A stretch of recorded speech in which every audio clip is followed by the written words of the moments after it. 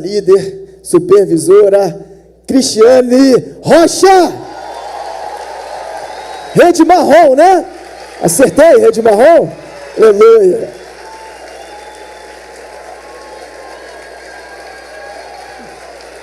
Eita Jesus. Viu, igreja? A igreja está vazia. Ó, dá um 360. Entendeu? Tranquilo. Essa igreja é top. Vocês podem aplaudir mais uma vez o Senhor? Amém? Estende sua mão para cá. Vamos orar pela nossa líder. Pai, quero te entregar a vida da tua serva, da tua filha em tuas mãos. Espírito Santo, que o Senhor conduza ela conforme o Senhor já ministrou no coração da tua filha. Que o Senhor use ela com poder e autoridade para trazer uma palavra rema aos nossos corações. Uma palavra que venha edificar a nossa vida, a nossa casa, a nossa família. Que ela venha trazer algo revelado da tua palavra, Senhor. Por isso eu te entrego agora, assim como o pastor Alexandre confiou, nós também, como igreja, como corpo de Cristo, entregamos tudo e damos liberdade para que a Cristiane seja usada poderosamente pelo teu nome. Assim nós choramos em nome de Jesus. Amém e amém.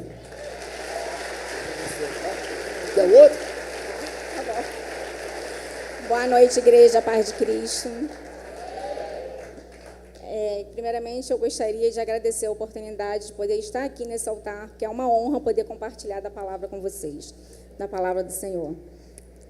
Eu quero me apresentar, para quem não me conhece, meu nome é Cristiane. Rehoboth é bem conhecedor e sabe que aqui é o lugar dos homens mais bonitos. Toda mulher que vem ministrar nesse altar, ela apresenta o seu marido, seu esposo como o homem mais bonito, e comigo não poderia ser diferente. Sou casada com o homem mais bonito da igreja, meu amor, meu companheiro, meu amigo. Estamos juntos nessa caminhada já há 8 anos. Temos filhos, netos e noras junto com a gente, perseverando na fé. E hoje, que Deus possa me usar aqui poderosamente. Ontem, quando o pastor, confesso que ontem, quando o pastor, 11 e pouca da noite, ele mandou uma mensagem, que eu olhei, eu falei assim, logo eu, literalmente tão pequena, por que eu? E na mesma hora o Espírito Santo falou comigo, não é sobre você, é sobre a minha glória. Eu fiz na sua vida e eu creio que o seu testemunho vai edificar muito naquele lugar. Então, nessa noite, eu quero pedir ao Senhor que Ele possa me usar através da palavra de Deus poderosamente. Que a igreja possa estar sensível, com o coração aberto a falar, a receber o que Deus tem a falar nesse lugar através da minha vida. Amém?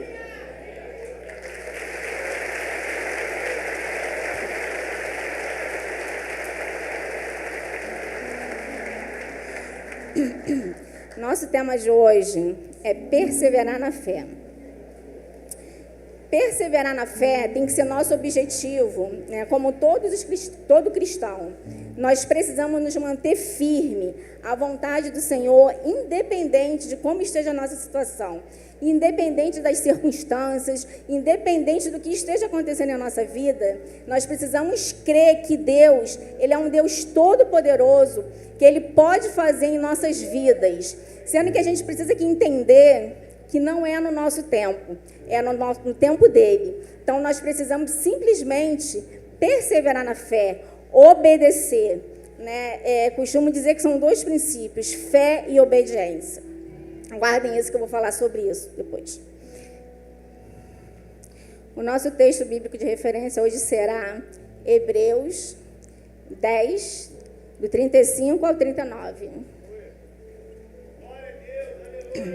Amém. Portanto, não abra mão de sua firme confiança.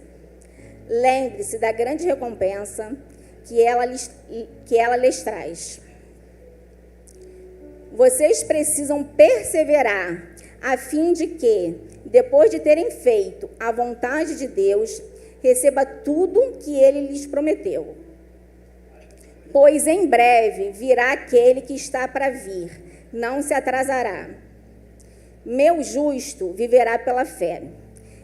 Se ele se afastar, porém, não me agradarei dele. Mas não somos como aqueles que se afastam para a sua própria destruição. Somos pessoas de fé, cuja alma é preservada. Amém? Esses versículos, eles falam sobre a importância de ter fé e perseverar para podermos receber as promessas de Deus. O objetivo de Deus é que as pessoas sigam de coração, com fé, né, com confiança, aguardando no Senhor. Devemos ser perseverantes, né, na oração. Né? Na oração, nós precisamos tocar o Senhor com nossas orações. E que eu quero compartilhar com a igreja essa noite. Né? Há 8 anos nós estamos congregando em Rehoboth, então vamos botar uns 14 anos atrás. Eu e meu esposo, nós tínhamos uma casa de praia. Essa casa de praia, a princípio, ela veio como bênção para nossas vidas. Porém, entendam, ela acabou sendo maldição. Por que maldição? Porque tudo aquilo que nos afasta da presença do Senhor não pode ser considerado bênção. Para ser considerado bênção, precisa estar alinhado com os propósitos de Deus. E nós, nessa época, né, principalmente vou falar de mim, eu muitas das vezes deixei, né, eu não queria um compromisso com o Senhor, devido, né, porque eu queria aproveitar. Eu achava que eu era merecedora, eu trabalhava, eu fazia faculdade. Então, quando chegava no final de semana, eu queria me permitir essa liberdade que acaba nos levando, né, para o mundo, mesmo sem querer, né, mesmo sem estar fazendo nada, né, só em a gente não estar na presença do Senhor, em ter conhecido a palavra e ter se permitido afastar, nós já estamos errados. Então, nós, né, passavam muitos dias lá, a gente não queria voltar. Mas quando Deus ele tem um propósito em nossas vidas, não adianta. Ele usa pessoas, ele leva até nós aonde quer que a gente esteja. Eu lembro muito bem nessa época, né, a gente ficava muito para lá, o Edson era caiaqueiro e vivia em encontros. E uma vez nesse encontro nós tivemos a oportunidade, Deus enviou uma mulher de Deus para falar de Jesus para a gente. Né? Nós estávamos lá, a gente estava tranquilo, e ela começou a conversar, e na conversa eu falei que eu estava afastada, que eu não estava indo. E essa mulher, cara, é uma amiga, que ela realmente se tornou um verdadeiro Paulo na minha vida. Eu me permiti ser discipulada por ela, eu me permiti ser um Timóteo, mesmo não querendo, né, eu me permiti. Ela falava de mim, falava de Jesus, falava da fé. Cristiane, você precisa voltar. E eu falava, eu não quero, eu gosto, mas eu gosto de ficar aqui, eu não quero voltar. Se eu voltar, eu vou ter que ter um compromisso. E ela sempre falando de fé para mim. E ela acessou o meu coração através do meu filho. Deus usou ela, né, naquilo que mais toca em nós, mães, que é o filho. Ela falou, e seu filho? Você não ora por ele? Você não quer que ele volte? Aí eu falei, Débora, não tem jeito. Meu filho está no auge da juventude. Ele não vai querer viver, não quer viver. Ele já falou, declarou com a voz dele que ele não quer viver as coisas do Senhor. Eu oro. Ela, mas você precisa ter fé, não adianta só orar, você tem que ter fé, você tem que crer. Ela motivava de tal maneira que ela me levantava. Ela dizia para mim, ela falou, Cristiane, não existe, você tem fé, ora pelo filho que Deus vai te dar a vitória. Você só precisa crer, persevera na fé, amiga. E ela foi me motivando a isso, né? A gente passou a se encontrar mais, até que ela, né, me convidou. Ela falou, olha só, Deus, ele quer resgatar o teu filho, mas depende do teu posicionamento. Você precisa se posicionar. Vamos comigo na igreja, vamos orar. Né? Ela era da Igreja Batista e ela me apresentou um projeto, não sei se vocês conhecem, que é Mãe de Joelhos, Filhos de Pé. Era uma reunião toda segunda-feira, né, que as mães se reuniram, e eu fui lá visitar a primeira vez, para poder entender, né, o que ela estava falando, que Deus estava querendo me mostrar através da vida dela. Quando eu cheguei lá, me deparei numa sala com várias mães, clamando ao Senhor, algumas, né, tristes, pedindo ao Senhor que livrasse o filho das drogas, né, o filho da prostituição, outras já agradecendo, dando testemunho do que Deus fez na vida dos filhos, né, através da oração. E aquilo começou a despertar em mim a fé. E eu falei assim, então vou participar, eu vou orar, eu vou fazer de tudo que eu quero resgatar o meu filho. Né? E assim foi. Eu orei, primeiro mês, nada. E a gente, quando ora, a gente é imediatista, a gente quer que seja no nosso tempo. Hoje eu entendo que Deus faz no tempo dele, não no nosso tempo, que a gente precisa perseverar na oração, se manter firme, fiel, para que ele possa concluir a promessa em nossas vidas. Orei 1 mês, 2 meses, Débora, 3 meses, Débora, não aguento mais, amiga, parece que quando mais eu oro, meu filho estava num patamar de rebeldia no mundo, parece que eu orava e estava piorando cada vez mais. Ela, amiga, não desista, eu creio que Deus vai fazer na vida dele, e ela me motivava todo o tempo. 8 meses, 9 meses, quase um filho.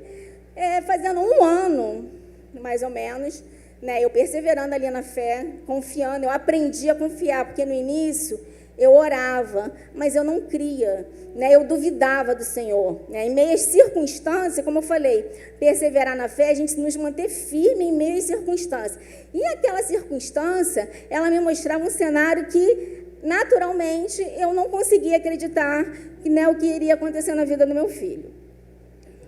Quando foi mais ou menos fazendo 1 ano, né, eu tinha ido passear, cheguei em casa, fui dormir. Né, nisso, meu filho conheceu um amigo, né, que Deus, quando quer, ele usa, né, aquele que ele escolhe, não adianta. Meu filho, na rua, no mundo, lá na prostituição, Deus enviou um amigo que também tinha uma mãe, que era uma mulher de oração, que orava por ele. Os dois estavam no erro. Mas esse amigo conseguiu trazer meu filho para vir visitar Rehobote. Glória a Deus por isso. Infelizmente, muitas das vezes nós nos permitimos ser canal de bênção na vida dos outros, mas nós não conseguimos obedecer e nos manter. Foi o que aconteceu com esse amigo. Ele trouxe o meu filho, mas em desobediência ele não conseguiu se manter firme. E o não se manter firme, sendo conhecedor da palavra, muitas das vezes a gente paga preço, porque como foi lido, Deus não se agrada daqueles que retrocedem.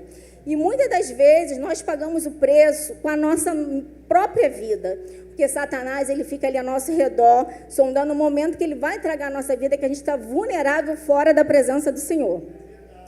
Infelizmente, hoje esse amigo, ele pagou o preço com a vida. Ele foi conhecedor da palavra, ele teve todos os motivos para fazer diferente e ele não fez. Mas ele deixou o legado dele. Né? Meu filho, ele começou a frequentar aqui. Ele, um dia, eu orava, ele estava no mundo, outro dia ele vinha visitar. E assim foi ficando mais ou menos 1 semana, até que um dia, né, eu tinha ido passear, tinha ido viajar, eu fui dormir, eu acordei no WhatsApp.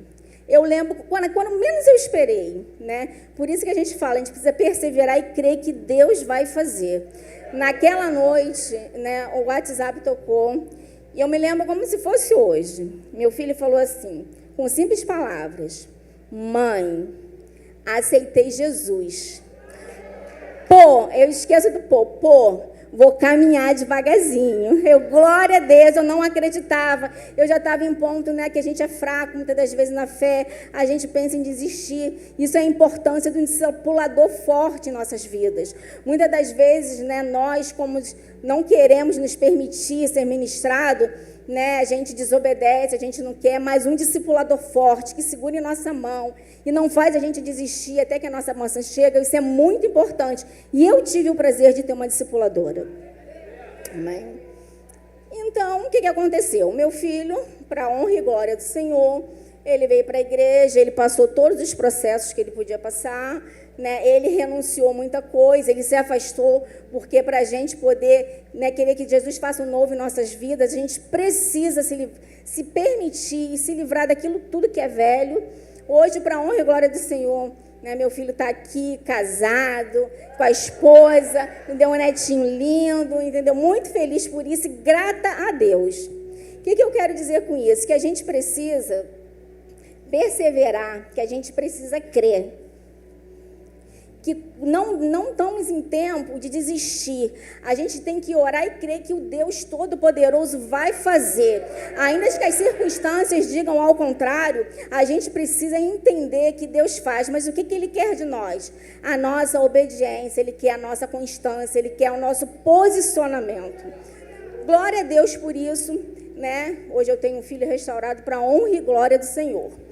Mas como mãe, muitas das vezes, né, a gente negligencia dentro da nossa casa. A gente tende a orar para aquilo que era visível, para o cenário que a gente vê.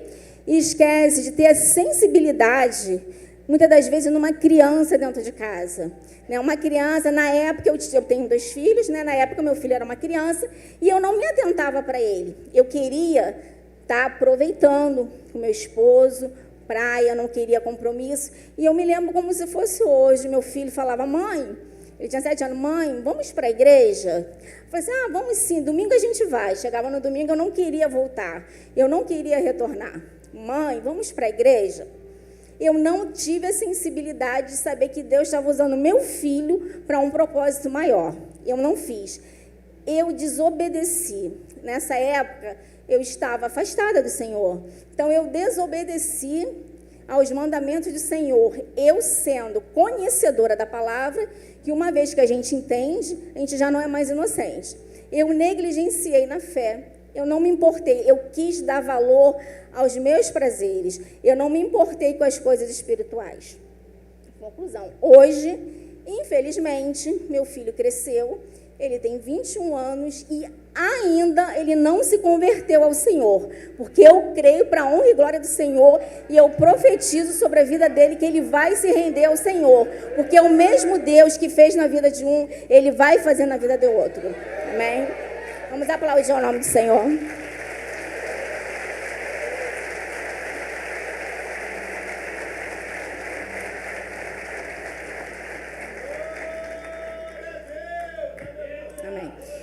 Como eu falei, nós pagamos, independente do nosso erro, nós pagamos o preço da desobediência.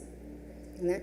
Hoje, eu entendo, hoje eu tenho a maturidade, mas Deus me colocou num processo.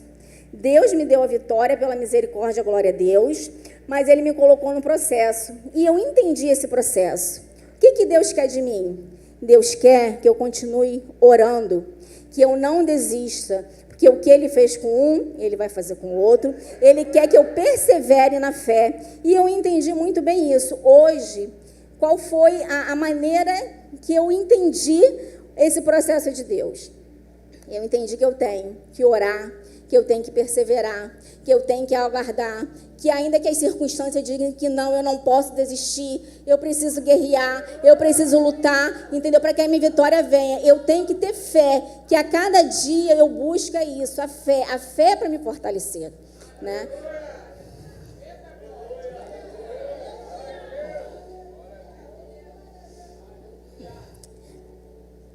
Lá em Provérbios 24:10. Se você vacilar no momento de dificuldade, sua força será pequena. O Senhor, nesse versículo, Ele nos exorta a perseverar, a sermos confiantes nele, continuar apesar das coisas não saírem da forma que gostaríamos. Isso faz parte. Hoje, eu não posso vacilar na minha oração. Eu não quero continuar pagando esse preço de não ter um filho na presença do Senhor, porque quando a gente entende o processo da salvação e a gente quer que todos os nossos que nós amamos, eles se rendam ao Senhor. Então, se eu tenho um filho que alcançou a glória do Senhor, que um filho que se rendeu ao Senhor, e eu creio que existe um céu e um inferno, eu não posso estar parada vendo o outro que ainda não se converteu.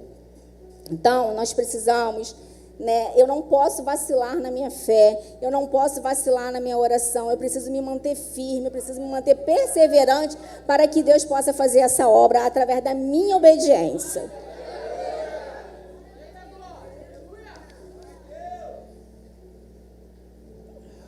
Falar sobre perseverança, nossos antepassados, como a gente sempre ouviu o pastor falar aqui, eles erraram, eles acertaram, e hoje nós temos um manual para que a gente possa ler e entender e não repetir os próprios erros, os erros que foram cometidos, e buscar acertar cada vez mais no Senhor. Exemplos de perseverança, que tocou no meu coração, estudando essa palavra, nosso maior motivador foi Jesus. Ele não renunciou à cruz, ele não largou, ele perseverou em fé para que hoje nós pudéssemos estar aqui, estar falando da palavra dele, estar pregando libertação e estar pregando cura. Ana também foi um exemplo, né, de mulher, uma mulher de oração, uma mulher que não desistiu, uma mulher perseverante. Ana não deixou de orar enquanto não foi concebido Samuel. Hoje a gente tem uma história linda de Samuel devido à perseverança de Ana. Outro personagem que me chamou a atenção foi Jó. Jó perdeu tudo, perdeu filho, amigos, herança, perdeu tudo. E Jó se manteve íntegro a Deus. Ele não reclamou, ele não murmurou. Nós, muitas das vezes, a gente perde uma unha, a gente reclama, a gente murmura. Que nós possamos entender que os processos de Deus a gente tem que passar em obediência, em oração, perseverando e não reclamando.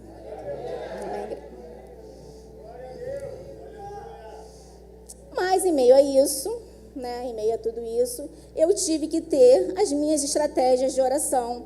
As minhas estratégias, porque vocês sabem que Satanás é estrategista. Ele fica o tempo todo ao redor, tramando aonde que ele vai agir, aonde a gente está dando a legalidade.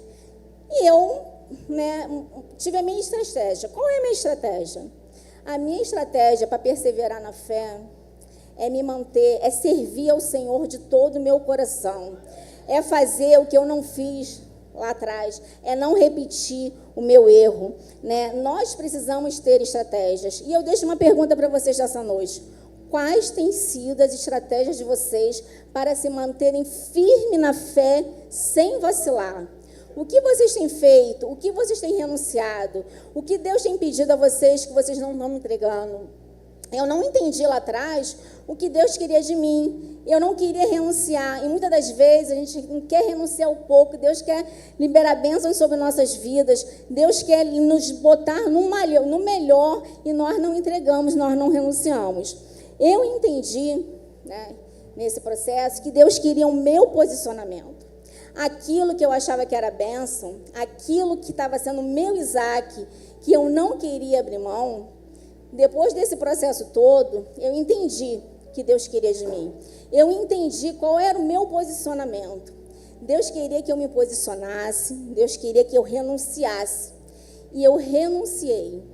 A partir do momento que meu filho entregou a vida para Jesus nessa igreja, que eu entendi o propósito, que eu vim visitar e aqui eu fiquei. Eu acreditei fielmente no que Deus queria de mim. O que Deus queria de mim? Assim como meu filho, ele foi acolhido, né, pela célula, né, Deus colocou um desejo muito grande no meu coração de fazer o mesmo. Em gratidão a Deus, né, eu quis me disponibilizar a abrir uma célula na minha casa. Aonde abundou o pecado, superabundou a graça. Porque numa casa que tinha música mundana, uma casa que tinha coisas ilícitas pelos jovens, eu abri. Nós declaramos no mundo espiritual que ia ser uma casa de oração. Nós abrimos a célula lá com a permissão de Deus. Ganhamos muitas vidas para Jesus, cuidamos de muitas pessoas, estamos fazendo isso, o propósito está se cumprindo. Mas eu não posso desanimar, eu não posso desistir, Deus continua me pedindo em oração. Eu não sei aqui hoje, o que me trouxe para o joelho foram meus filhos.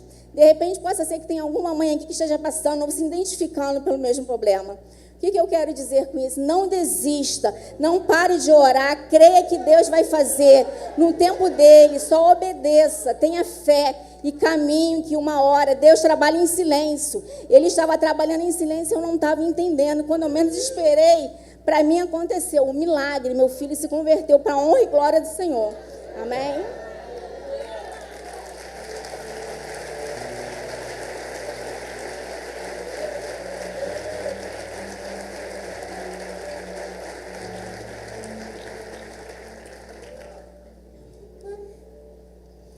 Lá em 2 Timóteo 4:8.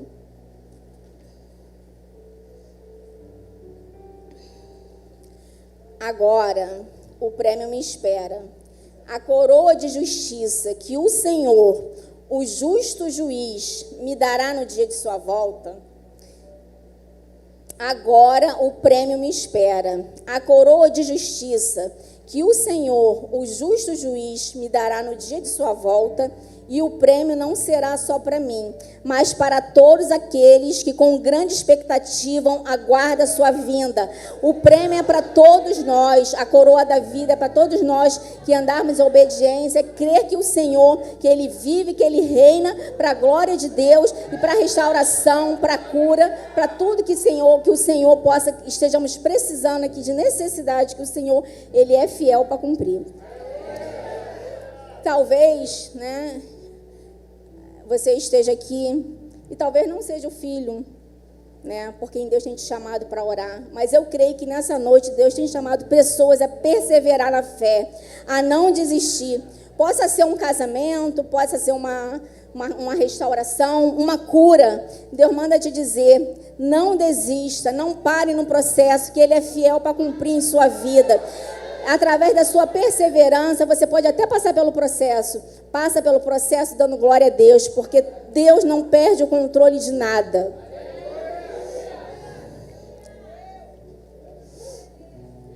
A fé, né, vendo esse versículo, a fé ela se comparada a uma maratona.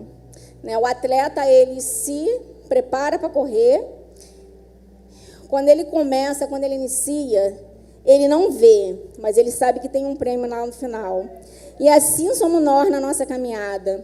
A gente precisa começar, a gente precisa ser perseverante. A gente não pode desistir. A gente pode até desanimar, fraquejar um pouquinho, mas a gente tem que continuar na perseverança, porque nós sabemos o que vamos encontrar lá no final. Muitas das vezes, no meio do processo, no meio da caminhada, a gente se fadiga. Muitas das vezes não é nem físico, é o mental. Né? A nossa mente, né, ela nos sabota o tempo todo. Nós precisamos neutralizar a nossa batalha na mente. O nosso inimigo, o nosso eu está na mente. Não, nós precisamos consagrar a nossa mente ao Senhor para que Ele possa nos manter firme, perseverando no caminho.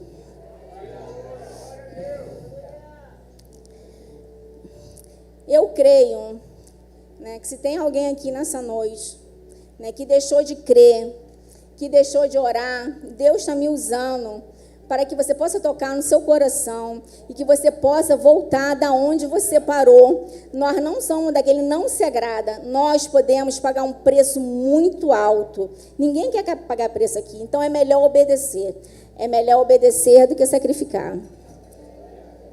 É tempo de perseverarmos, até mesmo independente, né, do que a gente tem pedido a Deus, o que a gente tenha colocado em nossas orações, independente de qualquer coisa, independente do que aconteça. Se Deus fizer, Ele é Deus. Se Ele não fizer, Ele continua sendo Deus. O mais importante somos nós entendermos o processo, o propósito da salvação, independente do que aconteça aqui.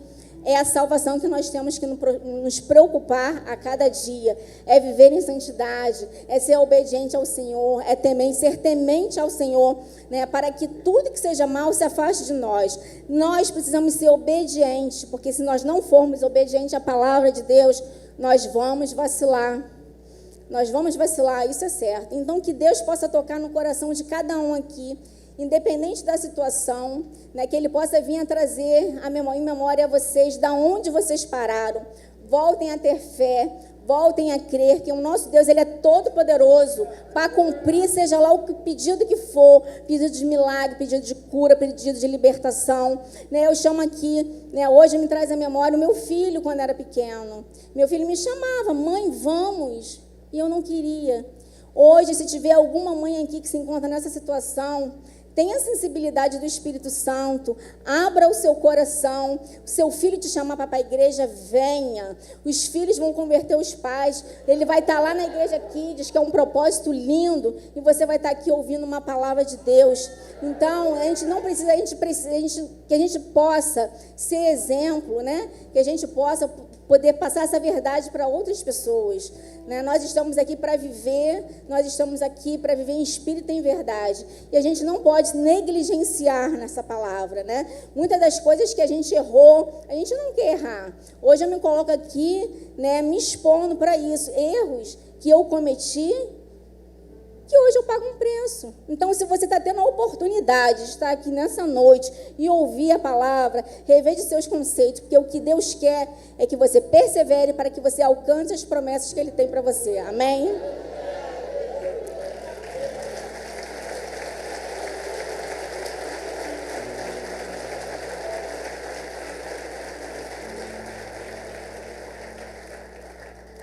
Aí você me pergunta, mas Cris, você é sempre forte assim? Nem sempre eu sou forte, mas eu tenho um Deus que me fortalece. Toda vez que, por algum motivo, eu olho a situação, eu olho a circunstância, eu falo, Deus, tá difícil. Deus me traz lá no passado, me traz a memória. Eu fiz uma vez e eu vou fazer de novo. Só creia e obedeça. Amém, igreja? E toda vez que eu me sinto triste, eu ouço um louvor que me fortalece, a minha alma, né? Um louvor que é para eu não desistir. Eu não posso parar. Eu preciso guerrear. Eu queria cantar esse louvor, pedir o ministério de louvor, que é para estar entoando esse louvor. Convida a igreja a ficar de pé e louvar o nome do Senhor.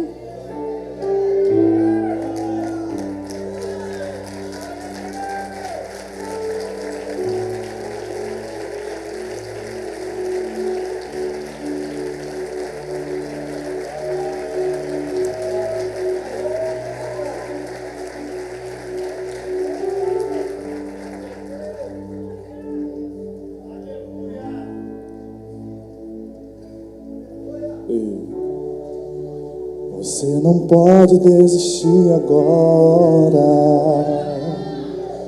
Lembre de tudo que você passou até chegar aqui. Você não pode desistir agora. Tá tão pouco pro milagre acontecer.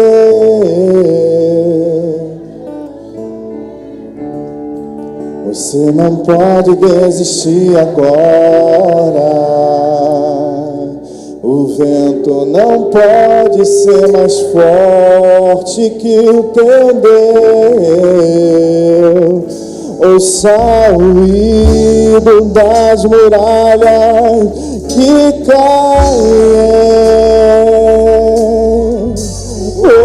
Ouça o som do mar que já se abre.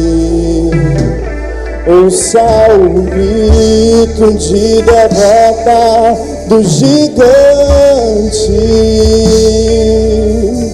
Tua conquista já está por vir, mas você não pode desistir.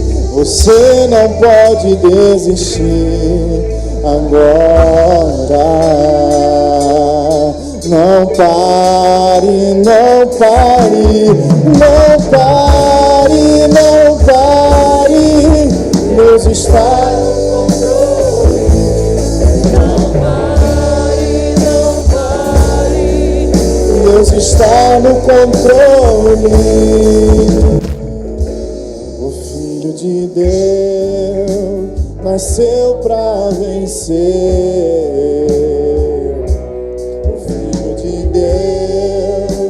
Nasceu pra vencer.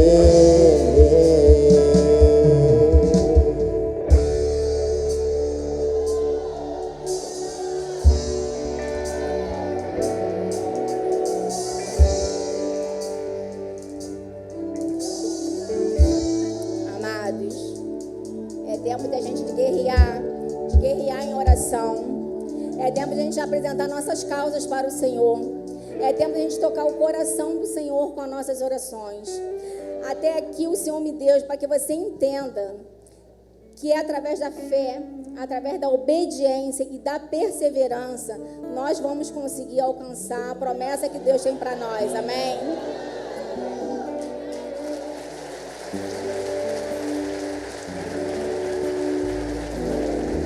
Você pode declarar isso mais uma vez? Você não pode desistir agora. Você não pode desistir. Independente da tribulação, independente do momento, Romanos 5:3 vai dizer que mesmo a alegria vai trazer perseverança. A dificuldade vai trazer perseverança. É da dificuldade, irmãos, que nós vamos desenvolvendo a perseverança e a fé. Foi na dificuldade que a Cris dobrou o joelho e falou: eu preciso ir mais um pouco, eu preciso ir mais um pouco, eu preciso ir mais um pouco. Eu não sei qual é a tua dificuldade, mas é tempo de guerrear, irmão. Não é tempo de desistir. Eu sei que muitos chegaram aqui nessa noite pensando: não tem mais jeito, o meu filho não tem jeito, o meu marido não tem jeito, a minha esposa não tem jeito. Mas a Cris veio nessa noite para te dizer: se o mesmo Deus que fez na vida dela, Ele vai fazer na tua vida, querido. Só não desiste. Ouça. Feche teus olhos, feche teus olhos. Ouça o grito. Feche teus olhos, querido. Ouça. Gigante, tua conquista já está por vir, mas você não pode desistir. Você não pode desistir. Olha o que o Senhor está falando. Agora. Não pare, não pare, não pare, não pare. Não pare, não pare, não pare, não pare. Deus está no controle. Não pare, não pare. Deus está no controle. Coloca Romanos 5:3 rapidinho aí. Coloca Romanos 5:3. Nasceu pra vencer. Também nos alegramos ao enfrentar a dificuldade. A dificuldade não é para paralisar a gente, irmão. O dia ruim não é para paralisar a gente. A notícia ruim não é para desanimar a gente. A tristeza não é para paralisar a gente. A palavra do Senhor diz que nos alegramos ao enfrentarmos dificuldade e provações. Entenda uma coisa: se tu está no momento de dificuldade, se tu está sendo provado, tu está no caminho certo da perseverança. O tempo está chegando, porque sabemos que contribui para desenvolvermos a perseverança, querido. O dia mau, o inimigo vai falar: não tem mais jeito. O dia mau, o diabo vai falar assim: perdeu. Mas entenda uma coisa: o dia mau, quando Jesus estava no deserto, já nos últimos dias, já não aguentando, o diabo estava falando: pede, cede logo. Vai ficar insistindo para quê? Não adianta. Você está orando, nada mudou na tua vida. Você está jejuando, olha quanto tempo, 8 meses, 9 meses, 1 ano. Teu filho não muda, teu marido não muda, essa situação não muda. Nós temos um Deus. A última palavra. A última palavra. Os homens fazem projeto, planejam coisa, mas a última palavra vem do Senhor dos Exércitos. Vem dele, vem dele. Não desista. Só não pare. Só não pare. Ah, eu queria te convidar, querido. Eu não sei onde você tem dobrado o joelho, mas eu tenho uma coisa. Diante desse testemunho, diante dessa mulher, onde o Deus, o Mateus vai dizer: o que 2 ligares na terra é ligado no céu. Eu ligo a minha palavra, a fé da Cris. Eu ligo a minha fé dela. E vem te chamar, vem para esse altar. Vem guerrear nesse altar. É tempo de guerra, é tempo de não parar. Ninguém vai ficar para trás. Os nossos filhos não vão se perder. A nossa casa não vai se perder. A minha família não vai se perder. Tem uma Débora aqui, querido. Pare de lutar. Débora era uma juíza, estava debaixo de uma palmeira. Palmeira aguenta a pressão. A palmeira enverga, mas não quebra. Assim é a vida de um cristão. Ele não para. Ele não para.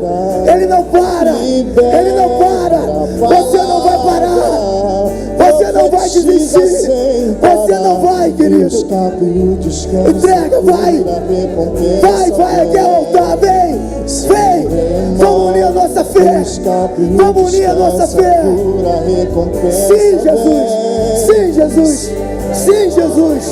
E em tempos de guerra, nunca pare de lutar. Não baixe a guarda, nunca pare de lutar. E em tempos de guerra, Não para, querido. nunca pare de adorar. Libera a palavra. Cadeias vão sendo quebradas pela Profetiza oração. sem parar, que o escape e o descanso, Poder da oração. a recompensa vem. Sim. Sem demora, Sim. que o escape e o descanso, a cura, a recompensa vem. Queridos, o poder da oração é tão Sem forte. demora, Rapidinho, que para o aí. escape e o descanso. Para aí. Romanos vai dizer que a dificuldade, a tribulação desenvolve perseverança. Havia 2 homens, irmãos, que foram chicoteados, Paulo e Silas. Açoitaram aqueles homens, chicotearam eles. Depois de humilhar eles, chicoteado, aqueles homens foram lançados numa prisão. E não simplesmente numa prisão, foram jogados numa prisão interna, subterrânea, os pés amarrados, aonde a expectativa daqueles homens fala assim: já era, morri, não temos mais jeito pra gente. Paulo e Silas, Paulo deve ter virado para Silas: mas a gente tem um Deus, Paulo. E Paulo vira para Silas naquele momento, os 2 presos, ensanguentados naquele lugar, sem esperança, mas há uma esperança que gemia dentro dele. E Paulo começa a cantar, e Paulo começa a adorar. Paulo começa a adorar. Paulo começa a cantar. Eu não sei se você está entendendo. Comece a adorar, querido. Comece a adorar. Não existem prisões que contenham E Paulo adorando. a voz de quem te adora. Adore, querido, adore. Abre a tua boca nessa noite. Senhor, adorar é o que sei, adorar é o que sou. Sim. Nada pode falar o adorador. Não existem prisões Sim, que Jesus. contenham Sim, a Jesus. voz de quem Sim. te adora, Senhor. Isso. E Paulo e Silas adorando. Daqui a pouquinho, de repente, veio um terremoto que sacudiu os alicerces daquela cadeia.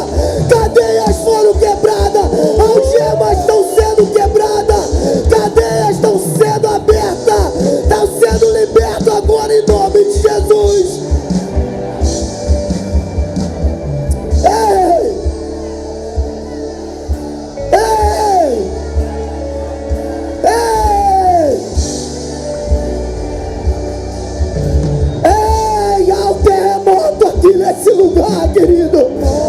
As cadeias estão sendo quebradas, prisões estão sendo abertas pelo poder do nome de Jesus. Que me cercam vão cair.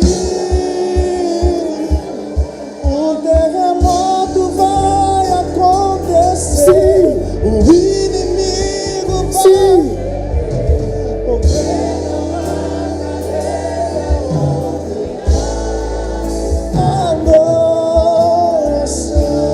adoração. Sim, Jesus.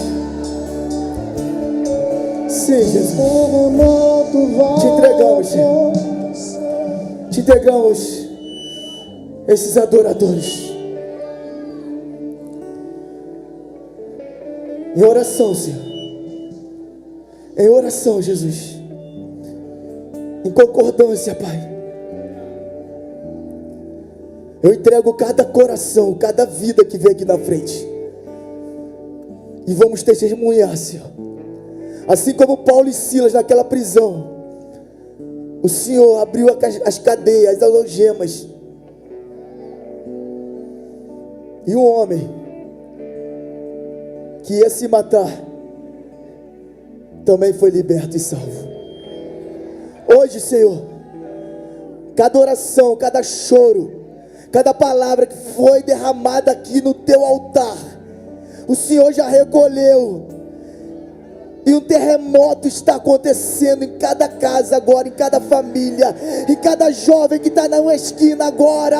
Há um terremoto dentro deles falando: aqui não é o teu lugar, eu não te chamei para isso, o teu lugar é na minha presença. O Senhor está tocando em cada um agora, em cada nome que você liberou sobre esse altar. O Senhor está visitando agora em nome de Jesus.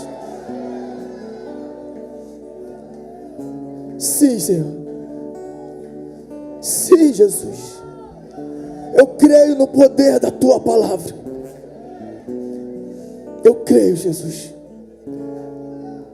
Assim nós choramos, Pai, e te entregamos cada oração, cada nome, para que possamos testemunhar, assim como ouvimos hoje o testemunho da Cris.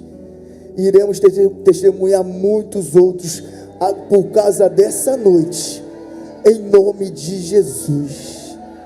Amém e amém.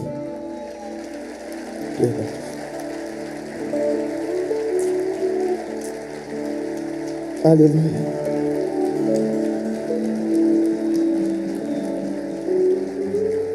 Você pode voltar para o seu lugar, querido. Obrigado, tá, Cris? Que o Senhor continue te abençoando e que Ele continue ouvindo as suas orações. Em breve veremos Ele aqui também adorando o Senhor. Aleluia. Mais um louvorzinho enquanto eles voltam para o lugar, para me chamar. Ou melhor, vamos chamar logo, né? Nosso líder jovem, abençoado, um homem de Deus também, fundador da Rehoboth. Quero convidar aqui para estar contribuindo nessa noite, também conosco com uma palavra. Nosso líder Fabrício Pérez. Você pode aplaudir o Senhor pela vida do nosso líder Fabrício Pérez.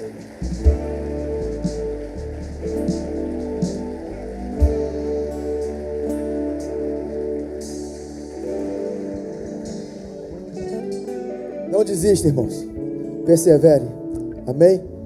Pai, te louvamos pela vida do teu filho, pela fidelidade, pela lealdade desse homem, desse coração tão nobre que ele tem. Queremos te pedir, Espírito Santo, que o Senhor use com poder e autoridade a vida do teu filho, que da boca dele venha sair as tuas palavras, o que tu colocou no coração desse homem, Pai. Sabemos da potencialidade, do que o Fabrício tem no coração. Então, por isso, Senhor, te entregamos ele nesse momento, para a honra e glória do teu nome. Amém, Jesus.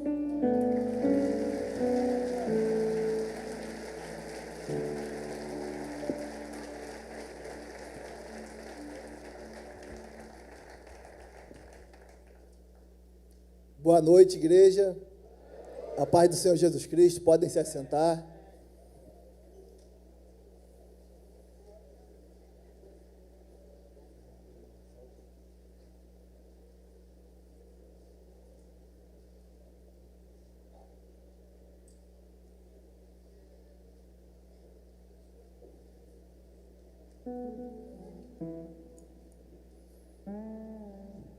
É com grande honra que hoje estou aqui para ministrar a palavra. Como o pastor Sérgio disse, eu sou o Fabrício, tenho 29 anos, sou casado não com a mulher mais linda da igreja, mas a mulher mais linda do mundo, minha esposa Vitória. Aplauda ao Senhor pela vida da minha esposa. Amém?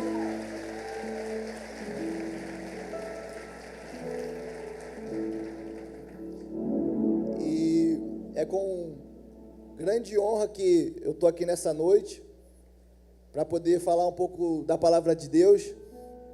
E o nosso tema está aí, pode soltar, por favor? O discipulado que alcançou gerações.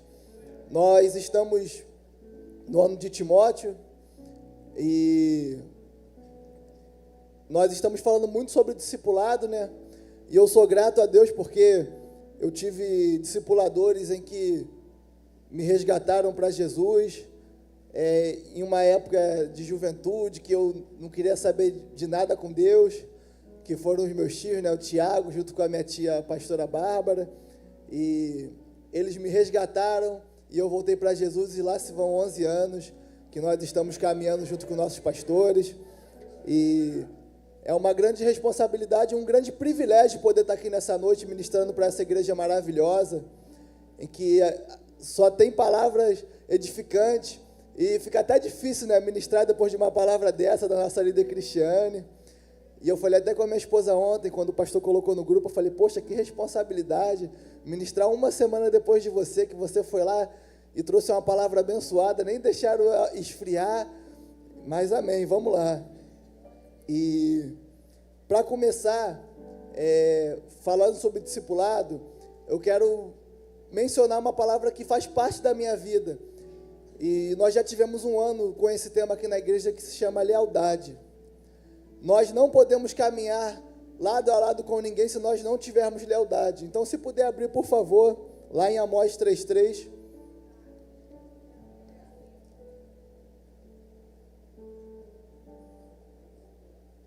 Amém. Acaso duas pessoas podem andar juntas se não estiverem de acordo? Podem, igreja?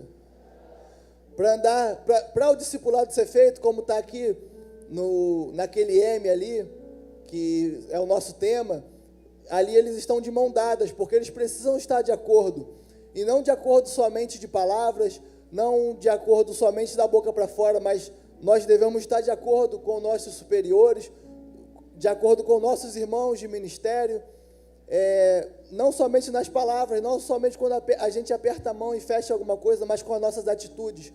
O nosso dia a dia diz quem nós somos.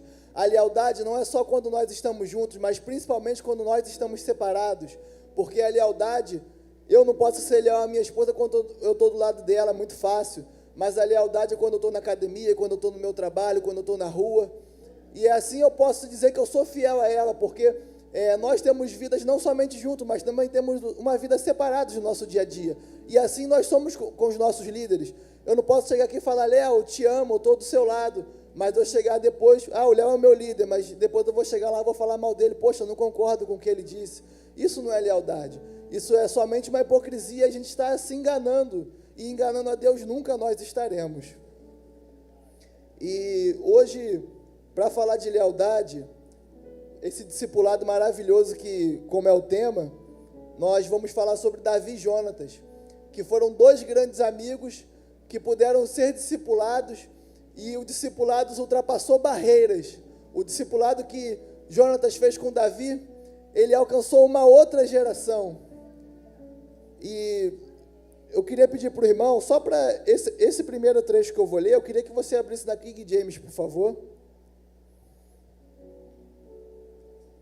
Está lá em, perdão, né, não falei onde era para abrir. Está lá em 1 Samuel, capítulo 18, versículo 1.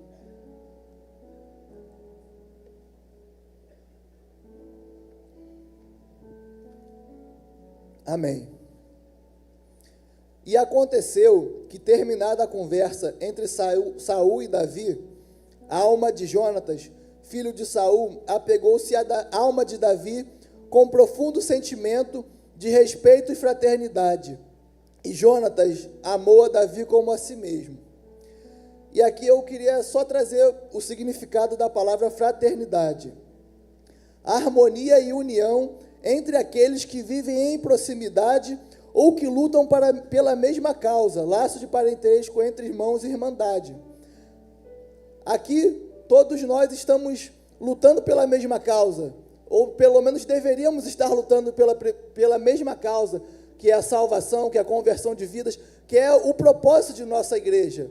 Por mais que, às vezes, um irmão possa não estar alinhado com esse propósito, o nosso propósito é esse. Então, a gente deve sempre viver nessa fraternidade.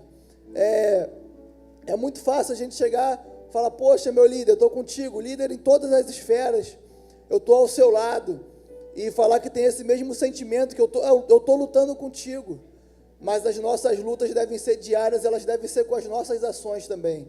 Nós devemos honrar não somente com as nossas palavras, mas, mais uma vez, eu digo, nós devemos honrar sempre com as nossas atitudes. Versículo 2. Daquele dia em diante, Saul manteve Davi consigo e não permitiu que retornasse para a casa de seu pai. Jonatas fez um juramento de amizade com Davi, porquanto tornara-se seu melhor amigo. Jonatas tirou o manto que vestia e o deu a Davi. Também lhe entregou sua túnica militar, espada, arco e cinturão. Aqui, por que Jonatas entregou para Davi a sua espada, seu arco, sua túnica militar? Eu creio que era sua farda, né, meu pastor? Por que Jonatas entregou aquilo ali a Davi?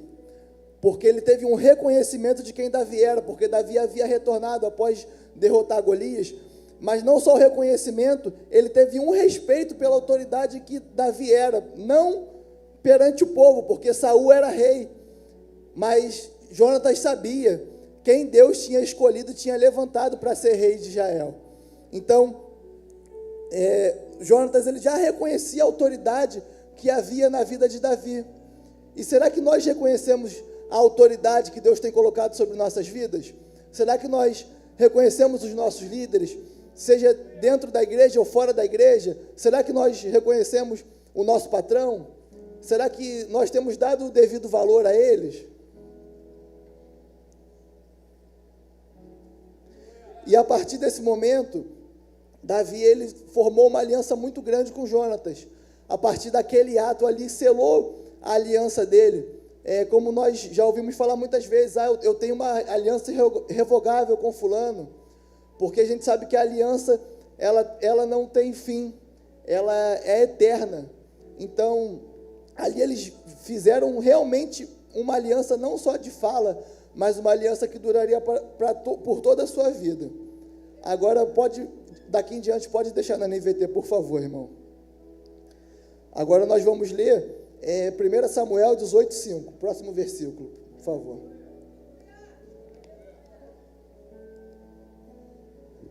Davi cumpria com êxito todas as missões de que Saul o encarregava. Então Saul lhe deu uma posição de comando no exército, o que agradou tanto ao povo como aos oficiais de Saul. Quando o exército israelita regressou vitorioso, depois que Davi matou o gigante filisteu, mulheres de todas as cidades saíram ao encontro do rei Saul. Cantavam e dançavam de alegria, com tamborins e símbolos. Esta era a canção: Saul matou milhares e Davi dezenas de milhares.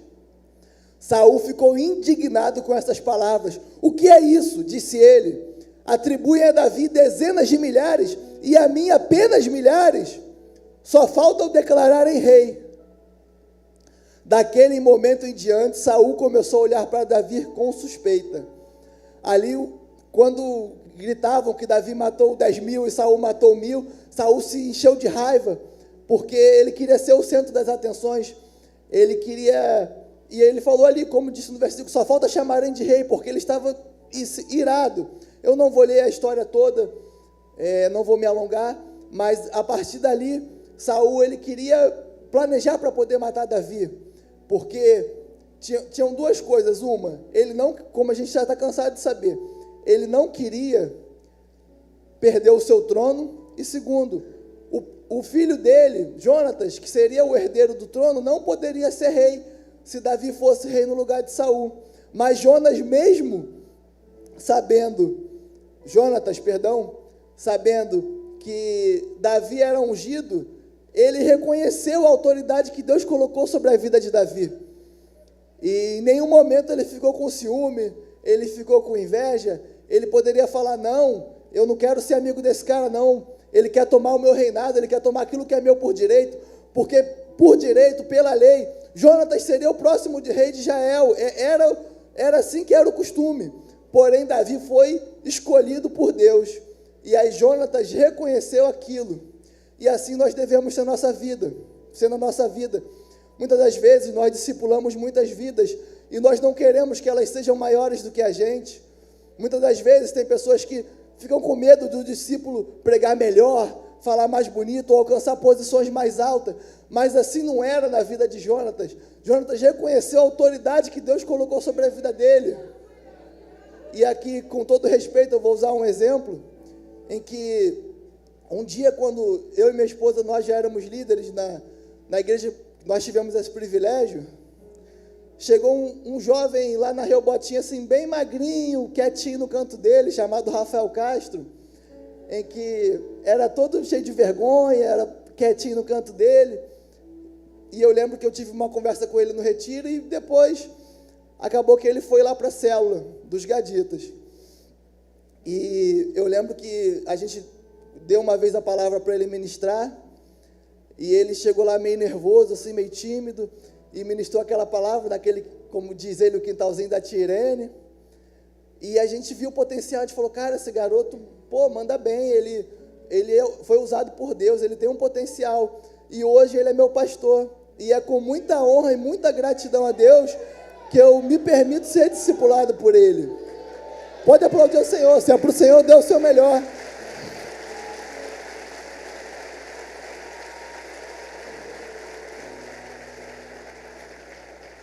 E assim foi a vida de Jonatas com Davi. Ele não tinha inveja, ele não tinha ciúme, ele só se alegrava pela conquista com que Davi tinha. Assim nós devemos ser na vida dos nossos discípulos. Como foi pregado há pouco tempo aqui, quando Elias partiu, o discípulo dele, Eliseu, ele pediu a sua capa, ele falou, quero a sua unção dobrada.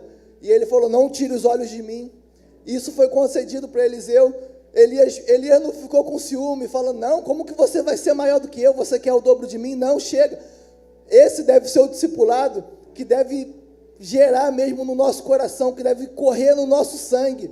O discipulado de formar discípulos melhores do que nós. Eu ainda não sou pai, mas pelos relatos que nós ouvimos, um pai sempre quer que o filho seja melhor do que ele. O pai sempre quer o melhor para o seu filho, sempre quer dar para o seu filho aquilo que ele não teve. E assim nós devemos ser como discipuladores também. Nós devemos discipular pessoas para que elas sejam melhores do que nós. E não é vergonha nós, como discípulos, também olhar para os nossos pastores, para os nossos líderes e falar, eu quero a tua unção dobrada, eu quero fazer a diferença nessa geração. Se você acha que seu pastor ou seu líder, ele é top, ele já alcança multidões, cara, pede Deus essa unção dobrada também para que você alcance muitas vidas, amém? Agora nós vamos lá para 1 Samuel, capítulo 20, versículo 16.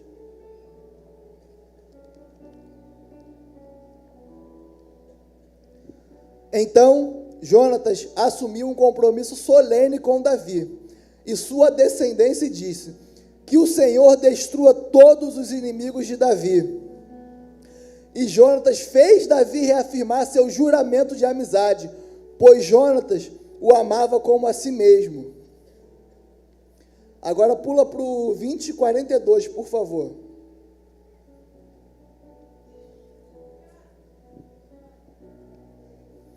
Por fim, Jonatas disse a Davi, vá em paz, pois juramos lealdade um ao outro, em nome do... Que o Senhor nos ajude a preservar para sempre o forte laço de amizade entre nós e nossos descendentes. Então Davi partiu e Jonatas voltou à cidade. E aqui, o maior elo deles, Jonatas tinha um pai que era rei, Saul, mas ele reconhecia Davi porque ele sabia quem estava na vida de Davi. Ele sabia que o seu pai não tinha mais o Espírito do Senhor. E ele sabia que aquilo não era um caminho com o qual ele deveria seguir. Infelizmente, claro que ele não ficava feliz com isso, mas ele teve o discernimento de seguir a Davi, porque sabia que Davi seria o rei, e ele era um escolhido e ungido do Senhor. Assim como nós, quando estamos sentados aí, olhando para o altar dessa igreja, nós temos pastores, todos eles, em que nós podemos nos espelhar. Às vezes você se espelha mais em um, por uma área ou por outra, mas nós temos pastores em que eles são ungidos do Senhor, foram escolhidos a dedo. Então, não foi qualquer um que chegou aqui e trouxe um currículo e falou, eu vou ser pastor nessa igreja, não. Deus colocou cada um nesse altar aqui para poder nos cuidar, para poder nos discipular. Então, tudo que nós podemos fazer é sermos gratos a Deus pelo discipulado que nós temos em Rehobote. Esse ano de Timóteo será um ano de crescimento muito grande para nossas vidas. Então, que nós viemos aproveitar, viemos desfrutar e viemos crescer em graça, em conhecimento. E em nome de Jesus, que também esse lugar que talvez esteja desocupado do seu lado, seja do seu familiar, que ele venha ser o seu Timóteo também, nesse ano de 2025. Ore, porque Deus é capaz de fazer, de realizar tudo, muito mais do que pedimos, pensamos ou imaginamos. Então, mesmo que seja muito difícil, persevere, tenha fé. Amém? Agora nós vamos pular lá para o 1 Samuel, capítulo 31, versículo 1. Obrigado, irmão, está afiado. Enquanto isso, os filisteus atacaram Israel, e os israelitas fugiram deles. Muitos foram mortos nas encostas do monte Gilboa. Os filisteus cercaram Saul e seus filhos, e mataram 3 deles, Jonatas, Abinadab e Malquissua. Aqui conta que Jonatas estava com seu pai Saul na guerra, e Jonatas morreu.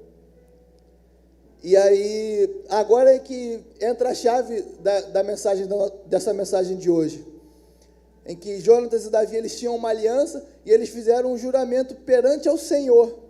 E Davi, ele poderia, naquele momento ali, falar, poxa, Jonatas morreu, poderia ficar triste, poderia se abalar, e acabou, mas não.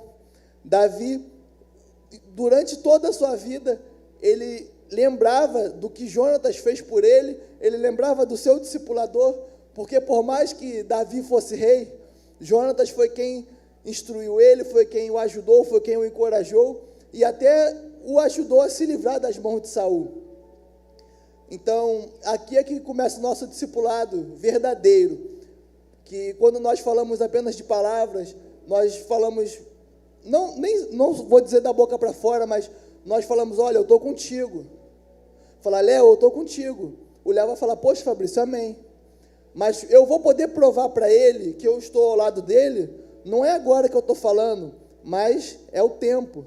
Como o pastor pregava, comer 1 quilo de açúcar, gastar 1 quilo de açúcar é muito rápido, mas comer 1 quilo de sal é demorado. Então, coma 1 quilo de sal com seu discípulo, coma 1 quilo de sal com seu discipulador, porque quando você estiver comendo aquele 1 quilo de sal, de repente a comida pode dar uma salgadinha, fala, poxa, essa comida está amarga. Palavra que meu discipulador deu hoje, pô, não foi legal não gostei muito não, mas se eu sou um discípulo fiel, o que eu vou fazer? Poxa, essa é a direção de Deus para a minha vida, é aceitar e ver que o seu discipulador enxerga bem mais à frente do que você. Agora vamos lá para 2 Samuel, capítulo 9, versículo 1. Eu não tenho tempo para poder ministrar essa palavra toda que é linda, mas depois mergulhem, leiam a história toda de Jonatas e Davi, que vocês vão ver cada coisa fantástica ainda. E agora vem a parte em que Davi mostra a bondade dele, e o nosso discipulado, ele começa aí, porque Jonatas, ele morreu, e Davi queria, de alguma forma, honrar a família de Jonatas. Às vezes, mês passado mesmo, nós...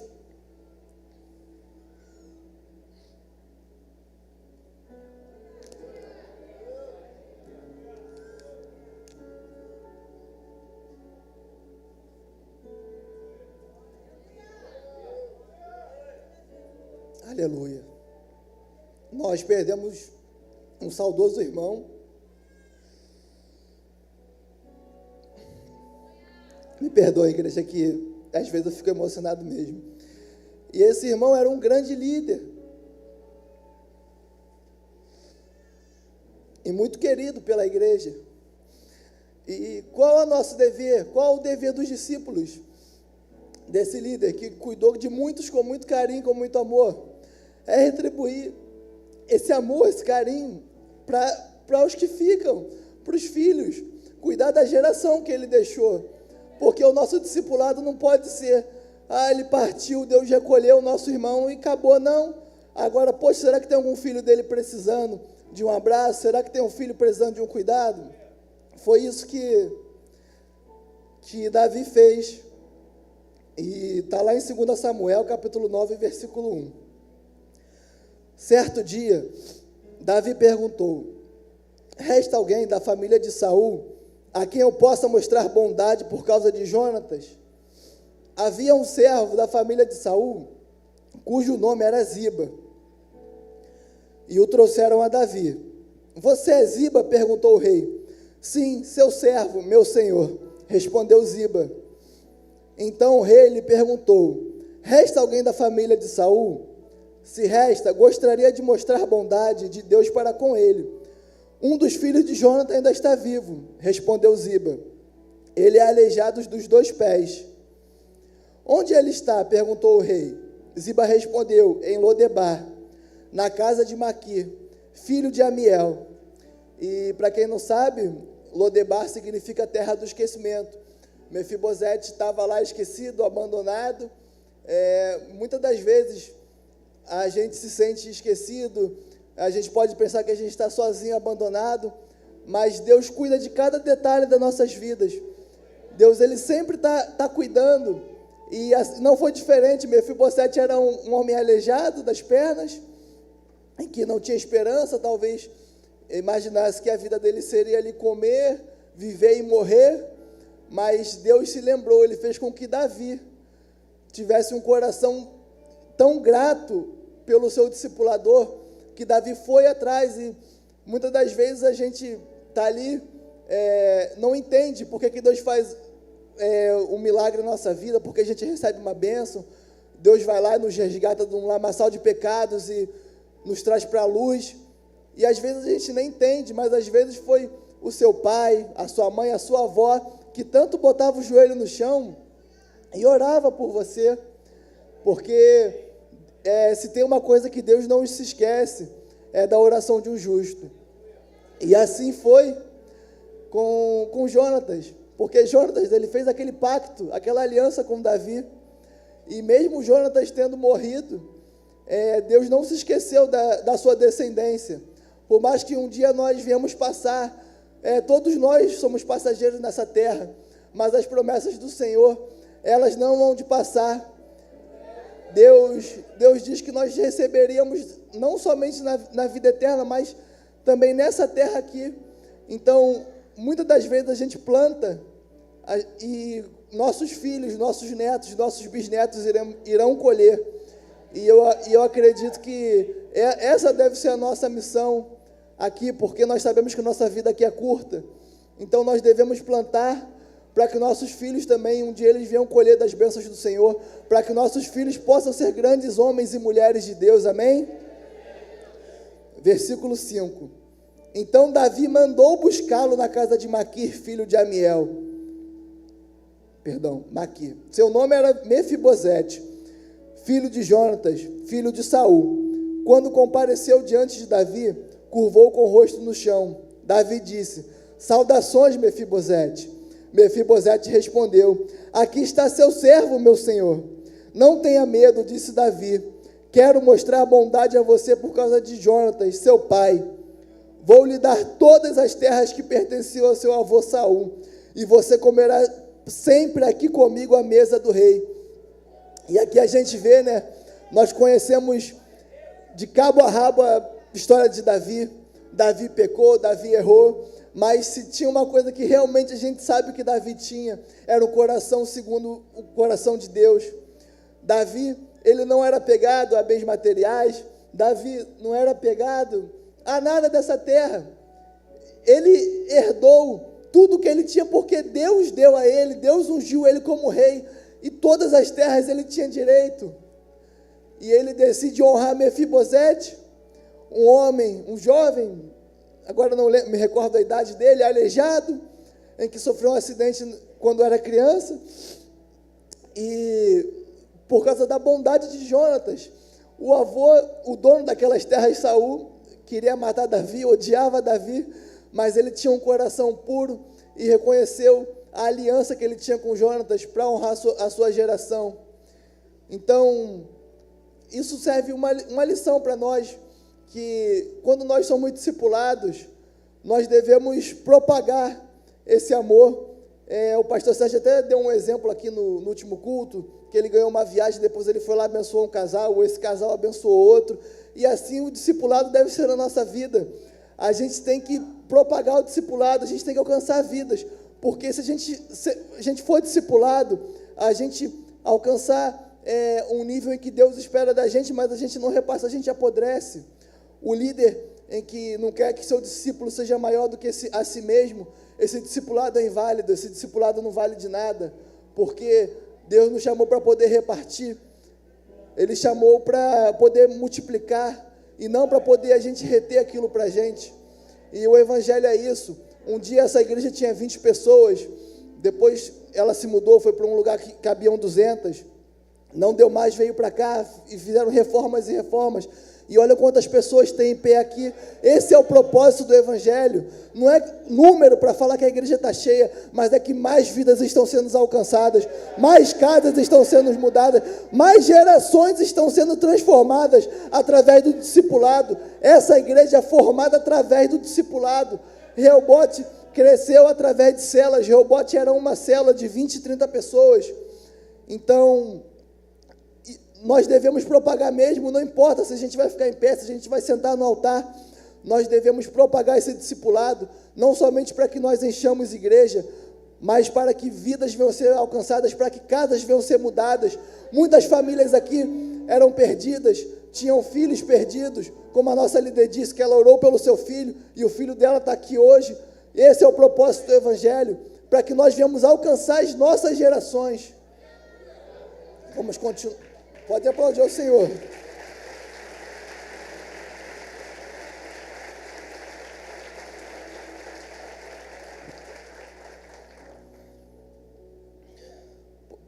Obrigado, irmão. Mefibosete se prostrou e disse: quem é seu servo, para que o Senhor mostre bondade a alguém como eu, que não vale mais do que um cão morto? Então o rei mandou chamar Ziba, servo de Saul, e disse: dei ao neto de seu senhor tudo que pertencia a Saul e sua família. Você, seus filhos e servos, cultivarão a terra para ele, a fim de produzir alimento para a casa de seu senhor. Mefibosete, neto de seu senhor, comerá sempre à minha mesa. O cara estava esquecido, estava abandonado, e Davi fez o que ele faria com Jonatas. Ele pegou o filho dele e colocou para se assentar à sua mesa, além de dar terra, dar tudo. Ele não só pegou, toma aí uma parte do que eu tenho, vou fazer esse favor por Jonatas, não. Ele trouxe Mefibosete para a sua mesa, para a sua intimidade. Tudo que Davi tinha, Mefibosete tinha acesso também. E é isso que o Senhor nos chama para ter. Ele quer que nós tenhamos vida, e vida com abundância. Deus não quer que nós estejamos aqui uma quarta-feira, talvez muitos cansados, do trabalho, talvez trocaram um plantão para poder estar aqui. Ele quer que a gente tenha uma vida com abundância. Jesus quer que nós vivamos o Evangelho de maneira verdadeira, que nós venhamos mergulhar mesmo, para que quando aquelas trombetas tocarem, nós possamos nos assentar na mesa do Cordeiro, assim como Mefibosete se assentou na mesa de Davi. E Jesus, Ele quer nos levar para a mesa. Amém? 10. Você, seus filhos e servos cultivarão a terra para ele, a fim de produzir alimento para a casa de seu senhor. Mefibosete, neto de seu senhor, comerá sempre à minha mesa. Ziba tinha 15 filhos e 20 servos. Sou seu servo, respondeu Ziba. Tudo que meu senhor rei mandou. E daquele momento em diante, Mefibosete passou a comer à mesa de Davi, como se fosse um de seus filhos. Mefibosete tinha um filho jovem chamado Mica. Daquele momento em diante, todos os membros da casa de Ziba se tornaram servos de Mefibosete. E Mefibosete era aleijado dos 2 pés, morava em Jerusalém e comia sempre à mesa do rei.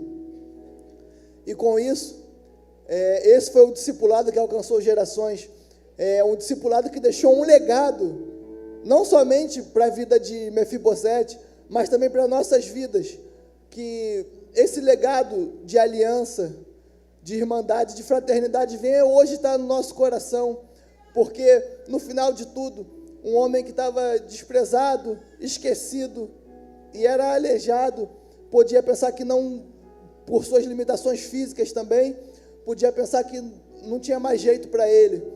E no final Davi chama, ele fala, chama ele para que ele se assente à mesa com ele. E hoje, como eu falei, Jesus ele nos espera para as bodas do Cordeiro, mas não há como nós irmos para a boda do Cordeiro, sermos salvos, no modo mais claro de dizer, se nós primeiro não nos sentarmos na mesa com Jesus aqui. Então hoje eu não quero nem que apague a luz, eu já quero chamar agora, você que está igual o Mefibosete, está lá em Lodebar, está na terra do esquecimento, acha que Deus esqueceu de você, que não tem mais jeito para você. Hoje Davi te chama, como chamou Mefibosete, Deus te chama